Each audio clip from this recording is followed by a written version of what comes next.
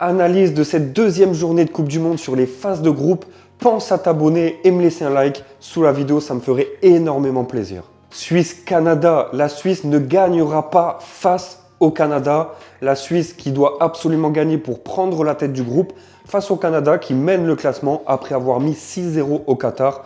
Voilà un duel final de poule qui va tout décider. La Suisse a montré deux visages depuis le début de ce mondial. D'abord celui d'une équipe trop sûre de sa force contre le Qatar, incapable de conserver son avantage jusqu'au bout, puis celui d'une sélection beaucoup plus sérieuse face à la Bosnie. Pendant une bonne partie de la rencontre, les Suisses ont eu du mal à faire la différence. Pourtant, ils ont fini par prendre le dessus et signer un succès qui leur a pratiquement ouvert les portes des 16e de finale. Pour moi, cette réaction en dit long sur la maturité de cette équipe, d'autant que son parcours récent est loin d'être anodin. Première de son groupe devant le Kosovo, la Slovénie et la Suède lors des qualifications. Quart de finaliste au dernier Euro, la Nati confirme depuis plusieurs années qu'elle fait partie des sélections les plus régulières du continent. Avant le tournoi, elle avait également montré de bonnes choses contre la Jordanie puis l'Australie, ce qui confirme une certaine stabilité dans les résultats. En face, le Canada vit probablement l'un des plus beaux moments de son histoire sur la scène internationale. Après avoir décroché le premier point de son histoire en Coupe du Monde face à la Bosnie, les Canadiens ont ensuite franchi un nouveau cap en obtenant leur première victoire dans la compétition. Et quelle victoire d'ailleurs, le Ristal proposé contre le Qatar a marqué les esprits et leur permet aujourd'hui d'occuper la première place du groupe. Je pense que cette équipe arrive avec énormément de confiance dans cette rencontre. Alors certes, elle n'a pas eu besoin de passer par les qualifications en tant que pays hôte, sauf que sa préparation avait déjà envoyé des signaux très positifs avec une série de 8 matchs sans défaite avant le début du tournoi. Vu que le Canada restait également sur un succès contre l'Ouzbékistan et un nul contre l'Irlande, cette montée en puissance ne sort pas de nulle part. Je trouve que cette affiche ressemble davantage à une finale de groupe qu'à un simple match de phase de poule, parce qu'au terme de cette rencontre, l'une de ces deux équipes pourrait s'offrir un tableau beaucoup plus favorable pour la suite de la compétition. Je pars donc là sur le Canada ou match nul, eux qui sont à domicile. Bosnie-Qatar. La Bosnie et le Qatar sont deux équipes qui jouent leur dernière chance ce soir. Deux équipes éliminées si elles ne gagnent pas. Et pourtant, l'une a battu l'Italie au tir au but pour être là et l'autre a tenu la Suisse en échec lors de la première journée. La Bosnie peut nourrir énormément de regrets depuis le début de son mondial. Lors de son entrée en lice contre le Canada, elle a longtemps cru tenir une victoire précieuse avant de se faire rejoindre au score dans les derniers instants. Du coup, la deuxième journée face à la Suisse ressemblait déjà à un tournant. Pendant une bonne partie du match, les Bosniens sont restés dans la rencontre. Pourtant, ils ont fini par céder une nouvelle fois en fin de partie pour finalement s'incliner lourdement. Ce qui me frappe, moi, avec cette sélection, c'est qu'elle n'est pas totalement dépassée dans le jeu, mais qu'elle manque vraiment de maîtrise dans les moments décisifs. Avant le tournoi, les Dragons restaient sur 2 matchs nuls contre Panama et la Macédoine du Nord, tandis que leur qualification avait été obtenue au terme de barrages particulièrement disputés contre le Pays de Galles puis l'Italie. Cette équipe a donc déjà montré qu'elle savait gérer les grands rendez-vous et les rendez-vous sous tension. En face, le Qatar vit une compétition beaucoup plus compliquée qu'elle ne le laissait espérer par son premier résultat. Lors de la première journée, les Qataris avaient surpris tout le monde en arrachant un match nul contre la Suisse, alors qu'ils avaient pourtant subi pendant une grande partie de la rencontre. Ce résultat avait laissé penser qu'ils pouvaient créer la surprise dans cette poule, sauf que la réalité les a rapidement rattrapés lors de leur duel contre le Canada. La lourde défaite concédé face aux pays hôtes a considérablement réduit leurs chances de poursuivre l'aventure, d'autant plus que leur préparation n'avait déjà pas été très rassurante, avec une défaite contre l'Irlande, puis un match nul contre le Salvador. Bien sûr, cette équipe a réussi à obtenir sa qualification sur le terrain. Elle semble aujourd'hui très limitée lorsqu'elle doit affronter des adversaires capables d'imposer un rythme élevé. Donc là, la Bosnie et le Qatar qui jouent leur survie dans ce groupe B.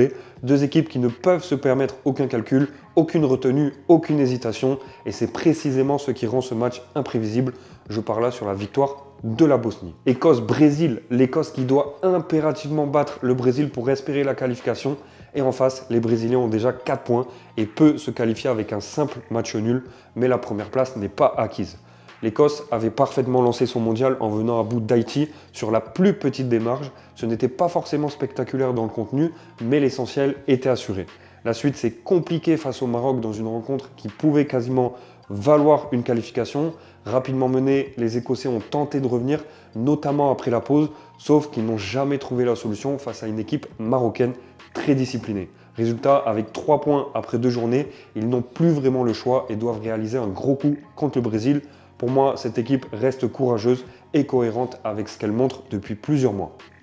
Elle a terminé en plus en tête de son groupe de qualification devant le Danemark, ce qui n'est pas anodin, d'autant que ses larges succès contre Curaçao et la Bolivie avant le tournoi avaient confirmé qu'elle arrivait avec de vraies certitudes malgré des résultats plus compliqués contre le Japon et la Côte d'Ivoire au printemps.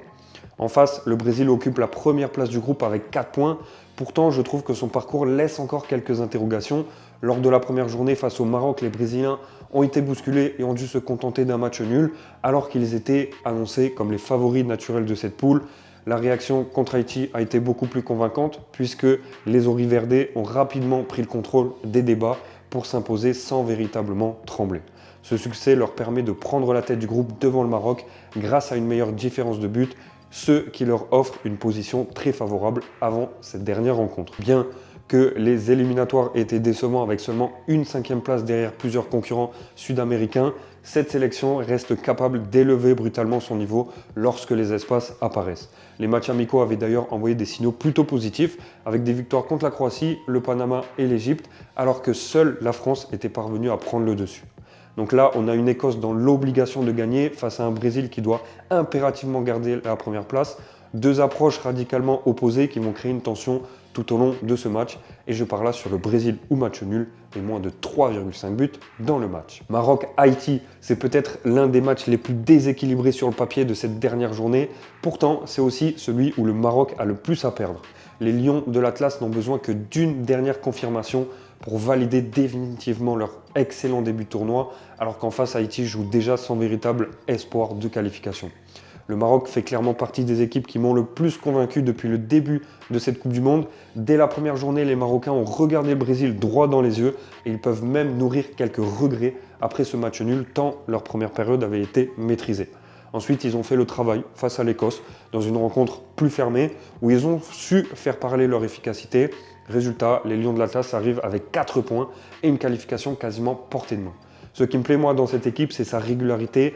Lors des éliminatoires, elle a remporté ses 8 matchs avec seulement 2 buts encaissés, ce qui reste relativement impressionnant. D'autant que cette dynamique ne date pas d'hier, puisque le Maroc n'a plus perdu dans le temps réglementaire depuis plus d'un an. Alors certes, les matchs nuls contre la Norvège et l'Équateur durant la préparation ont montré que cette sélection pouvait parfois être freinée par des adversaires bien organisés, mais les larges succès contre le Paraguay, le Burundi ou Madagascar ont confirmé ce potentiel offensif. En face, Haïti découvre la réalité du très haut niveau mondial. Lors de son retour en Coupe du Monde après plusieurs décennies d'absence, cette sélection avait pourtant laissé une impression intéressante contre l'Écosse malgré la défaite. Les Grenadiers avaient produit du jeu et auraient même pu espérer davantage sur cette rencontre. Pourtant, le deuxième rendez-vous face au Brésil a rapidement rappelé l'écart qui existe encore avec les grandes nations. Menés de 3 buts dès la pause, les Haïtiens n'ont jamais réussi à inverser la tendance. Avec 0 points après 2 journées, leur aventure s'arrêtera quoi qu'il arrive à l'issue de cette rencontre. Vu que cette équipe avait terminé en tête de son groupe de qualification devant le Honduras, le Costa Rica et le Nicaragua, sa présence ici n'est absolument pas usurpée. Sauf que le niveau demandé dans une Coupe du Monde est tout autre et cela s'est vu dès que l'opposition est montée d'un cran. Pour moi, ce match va surtout nous montrer si le Maroc est capable de terminer cette phase de groupe avec autorité d'une équipe qui vise loin dans la compétition ou si cette dernière journée va réserver un scénario beaucoup moins tranquille que prévu. Je parle là sur le Maroc gagne de 2 buts ou plus. Afrique du Sud, Corée du Sud, l'Afrique du Sud sans victoire en 2026, toute compétition confondue, qui doit absolument gagner ce soir face à une Corée du Sud qui n'a besoin que d'un nul pour se qualifier. L'Afrique du Sud, pour moi, est l'une des déceptions de ce groupe. Dès le match d'ouverture contre le Mexique, les Bafana ont montré leurs limites en étant incapables de rivaliser avec une équipe pourtant loin d'être imbattable. Ensuite, face à la République tchèque, ils ont évité une nouvelle défaite grâce à un pénalty favorable, mais le contenu est resté très insuffisant. Ce qui m'interpelle surtout, c'est le manque de danger créé dans le jeu. Avec seulement 1 point après 2 journées, cette sélection se retrouve dos au mur et n'a plus aucune marge d'erreur. D'autant que la dynamique globale n'est pas rassurante puisque l'Afrique du Sud cherche encore sa première victoire en 2026. La CAN avait déjà laissé apparaître plusieurs limites avec une élimination dès les 8e de finale, alors que les matchs de préparation contre le Nicaragua et la Jamaïque n'avaient pas permis de retrouver la confiance. Clairement, cette équipe a besoin d'élever son niveau dans tous les secteurs si elle veut continuer à croire à une qualification historique. En face, la Corée du Sud est dans une situation bien plus confortable, même si tout est encore loin d'être parfait. Les Sud-Coréens ont parfaitement réagi lors de leur premier match contre la République tchèque en renversant une rencontre qu'ils avaient pourtant mal embarquée. Cette capacité à réagir après avoir concédé l'ouverture du score m'a laissé une bonne impression. Pourtant, lors de la deuxième journée, ils sont tombés contre le Mexique dans une rencontre où une erreur de leur gardien a pesé lourd dans le scénario final. Malgré cette défaite, les guerriers conservent leur deuxième place et gardent leur destin entre leurs mains. Vu que cette équipe avait terminé sa préparation avec 2 succès convaincants contre le Tobago et le Salvador, je pense qu'elle possède davantage de certitude que son adversaire du jour. Bien que le mois de mars avait été compliqué avec des défaites contre la Côte d'Ivoire et l'Autriche, cette sélection a montré depuis qu'elle était capable de rebondir rapidement. Donc là, on a l'Afrique du Sud qui doit attaquer à tout prix face à une Corée du Sud qui peut se permettre de défendre. Et c'est précisément ce déséquilibre de situation qui rend ce dernier match de groupe plutôt imprévisible. Je parle là sur la Corée du Sud ou match nul et plus d'1,5 but dans le match. Tchéquie-Mexique, la Tchéquie qui doit absolument gagner pour espérer les 16e de finale et elle affronte un Mexique déjà qualifié et assuré de terminer premier du groupe. La Tchéquie, pour moi, est passée à côté de son début de Coupe du Monde. Face à la Corée du Sud, la défaite était logique, tant cette équipe a semblé en difficulté dans les moments importants du match. Mais ce qui m'a davantage surpris, c'est la prestation contre l'Afrique du Sud. Les Tchèques avaient rapidement pris l'avantage et semblaient avoir le match en main, puis ils ont progressivement perdu le contrôle jusqu'à concéder une égalisation qui les place aujourd'hui dans une situation extrêmement compliquée. Avec un seul point après 2 journées, ils n'ont plus le choix. D'autant que les prestations observées jusqu'ici n'inspirent pas vraiment confiance. Cette sélection était pourtant de retour sur la scène mondiale pour la première fois depuis 2006, sauf que l'expérience tourne pour le moment à la frustration. Clairement, il va falloir afficher un tout autre visage pour espérer prolonger l'aventure. En face, le Mexique est probablement l'une des équipes les plus satisfaisantes de ce début de tournoi. Les Mexicains ont parfaitement lancé leur compétition en dominant l'Afrique du Sud sans jamais réellement être inquiétés. Ensuite, ils ont remporté ce qui ressemblait à un match le plus important du groupe face à la Corée du Sud. Ce n'était pas forcément spectaculaire. Pourtant, les hommes de Javier Aguirre ont su faire preuve de maîtrise pour se prendre les 3 points. Ce qui me frappe surtout là, c'est la sérénité dégagée par cette équipe depuis plusieurs mois. Vu que le Mexique a déjà remporté la Ligue des Nations CONCACAF et la Gold Cup en 2025, on sent là une sélection qui arrive avec énormément de certitude. Bien que la qualification soit déjà assurée, je ne pense pas que cette équipe abordera cette rencontre sans ambition, tant elle semble vouloir confirmer son excellent début de mondial et en plus à domicile. Ce duel oppose finalement une équipe qui joue avec l'urgence de la survie, une autre qui joue avec la confiance du travail déjà accompli. C'est précisément ce contraste qui rend cette rencontre aussi difficile à lire avant le coup d'envoi. Et je parle là sur le Mexique remboursé si match nul. Équateur-Allemagne. L'Équateur avec un seul point après 2 journées qui doit absolument gagner contre une Allemagne déjà qualifiée et première du groupe. Sur le papier, c'est le pire scénario possible pour une équipe dos au mur. L'Équateur, pour moi, est l'une des plus grandes déceptions de cette phase de groupe. Quand on regarde le parcours réalisé avant ce mondial, cette équipe avait pourtant de solides arguments. Deuxième des éliminatoires sud-américains derrière l'Argentine, mais devant l'Uruguay, la Colombie et même le Brésil, la tri arrivait avec une vraie crédibilité. D'autant que les matchs de préparation avaient été parfaitement négociés avec des succès contre l'Arabie Saoudite ou encore le Guatemala.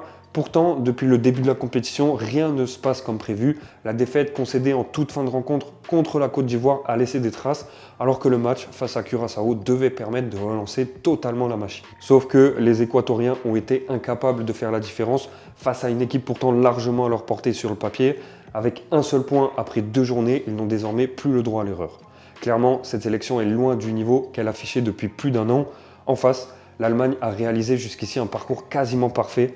La Mannschaft a d'abord soigné ses stats contre Curaçao avec un large succès qui lui a permis de lancer idéalement la compétition.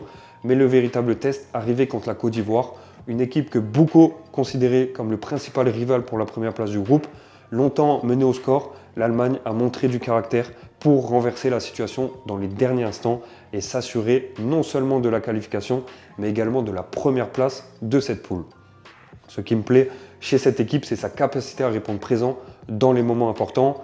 Bien que les 2 dernières Coupes du Monde se soient terminées prématurément, cette sélection semble afficher un tout autre visage cette année, vu que les Allemands restent également sur une excellente dynamique construite pendant les éliminatoires. et les matchs amicaux, la confiance paraît être au maximum avant cette dernière journée. Donc là, l'Équateur qui joue sa qualification face à une Allemagne qui peut se permettre de gérer et de faire souffler ses cadres. Et dans ce genre de configuration, l'équipe qui a tout à perdre peut parfois trouver une énergie que l'autre n'a tout simplement plus. Je parle là sur l'Allemagne ou match nul et moins de 4,5 buts dans le match. Curaçao, Côte d'Ivoire. Ce qui est assez fou dans ce groupe, c'est que le plus petit pays de l'histoire à participer à une Coupe du Monde peut encore rêver d'une qualification, alors que son niveau affiché depuis le début du tournoi semble pourtant très loin de celui des meilleures équipes de cette poule. Cette dernière journée est donc capitale, puisque Curaçao joue probablement le match le plus important de son histoire, tandis que la Côte d'Ivoire n'est plus qu'à un résultat positif d'une qualification historique pour les matchs à élimination directe. Curaçao a déjà réussi quelque chose en prenant le premier point de son histoire dans une Coupe du Monde. Pour moi, c'est même la grande satisfaction de cette sélection depuis le début de la compétition. Après avoir subi une lourde défaite contre l'Allemagne lors de son entrée en lice, beaucoup imaginaient une suite beaucoup plus compliquée. Pourtant, face à l'Équateur, les joueurs de Dick Advocat ont livré une prestation courageuse, résistant pendant 90 minutes à une domination quasi permanente. Ce match nul a maintenu un mince espoir de qualification et surtout a démontré l'état d'esprit irréprochable de cette équipe. D'autant que le parcours jusqu'à cette Coupe du Monde avait déjà été remarquable avec une première place obtenue devant la Jamaïque, Tobago ou encore les Bermudes sans la moindre défaite. Pourtant, quand on regarde l'ensemble des derniers mois, les limites restent évidentes. Les défaites contre la Chine, l'Australie et l'Écosse avaient déjà montré que cette équipe souffrait dès que le niveau montait. Seule la victoire contre Aruba avait réellement permis de terminer la préparation sur une note positive. En face, la Côte d'Ivoire arrive avec beaucoup plus de certitude malgré cette défaite frustrante contre l'Allemagne. Les éléphants avaient parfaitement lancé leur tournoi en venant à bout de l'Équateur grâce à un but inscrit en fin de rencontre. Ensuite, ils ont longtemps cru réaliser un immense coup face à la Mannschaft en menant au score pendant une bonne partie du match. Pourtant, le scénario a finalement tourné en leur défaveur avec ce but encaissé dans le temps additionnel. Cette défaite ne doit absolument pas masquer la qualité des deux premières prestations ivoiriennes. Je pense même que cette équipe a montré qu'elle pouvait rivaliser avec les meilleures formations de ce groupe.